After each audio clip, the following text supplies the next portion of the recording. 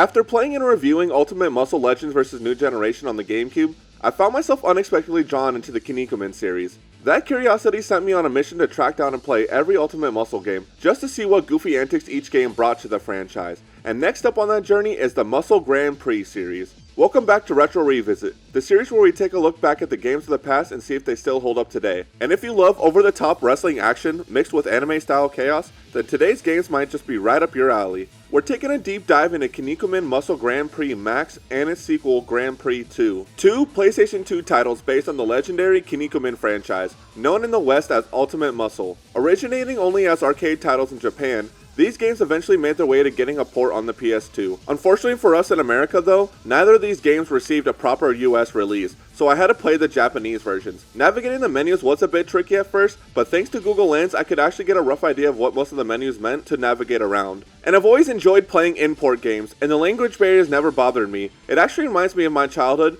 Back when I was so little, I would play my family members' games without understanding any of the dialogue, text, or even what I was doing for that matter. That just never stopped me from having fun. And when it comes to wrestling games, all that really matters is picking your favorite fighter and stepping into the ring. And for those unfamiliar, Kinnikuman is a legendary Japanese manga and anime series centered around intergalactic wrestling tournaments featuring bizarre, larger-than-life characters. These games don't follow a deep narrative, but instead pull inspiration from various arcs and rivalries in the series. Fans will appreciate the detailed character designs and iconic special moves, while newcomers like me might feel a little lost in the deep lore. At their core, Muscle Grand Prix Max and Muscle Grand Prix 2 are fast-paced wrestling fighting hybrids that play more like arcade fighters than simulation-based wrestling games. Think of Tekken meets Soul Calibur with a heavy dose of Kinnikuman-style absurdity.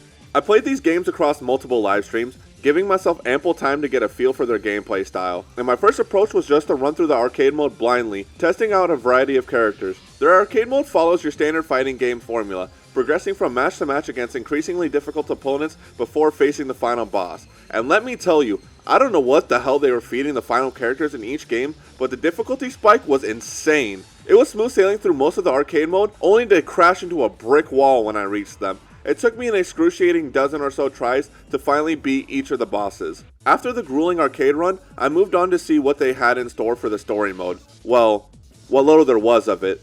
The game offers multiple modes, including arcade, survival, and tournament, which adds some replay value. However, a fully developed story mode is noticeably absent, which is a bit of a letdown, and when I was researching, I thought there were supposed to be multiple story arcs, but the only one I could ever play was the Devil Chochin arc. It lasted about 8 matches featuring some unique cutscenes and a cool pick a fighter and location mechanic in the story that showed promise, but I couldn't help but wish that there was more depth to it. Then again, I have to remind myself that these games originated as arcade fighters, so a lack of story content really isn't surprising to see. The controls in these games come off simple, but quickly reveal a surprising amount of depth, with combo chains, grapple mechanics, and character-specific super moves. I'll be honest, I only probably scratched the surface, understanding maybe 25% of what the game had to offer, but that's part of the fun. Pulling off new moves at random times and experimenting with different combos. The quick pacing makes it easy to pick up, yet tough to master, striking a great balance for both casual players and competitive fans.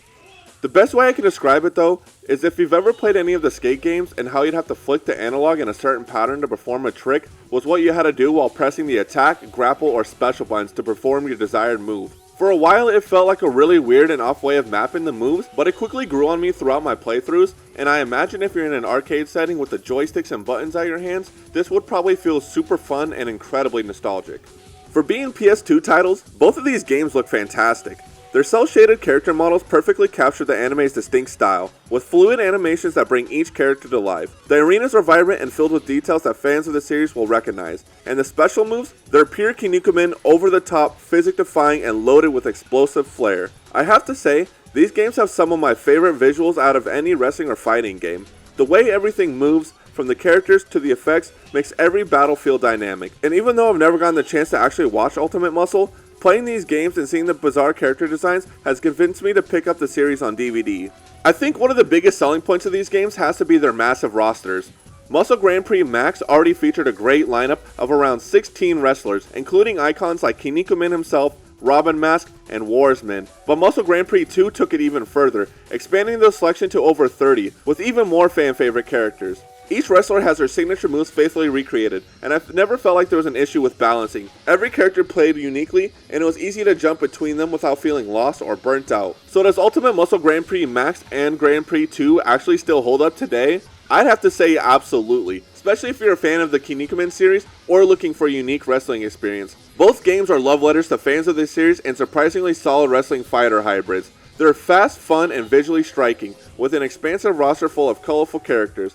However, their lack of a true single-player campaign and absence of online multiplayer might limit the appeal to some. But with that being said, if you enjoy arcade-style fighters or just love the ridiculousness of Ultimate Muscle, these are definitely games worth revisiting. Thank you so much for watching Retro Revisit. If you enjoyed this look back at Muscle Grand Prix Max and 2, don't forget to like, subscribe, and drop a comment below with your thoughts on these games and what retro or wrestling games you'd like to see me play next. And I'll see you in the next episode.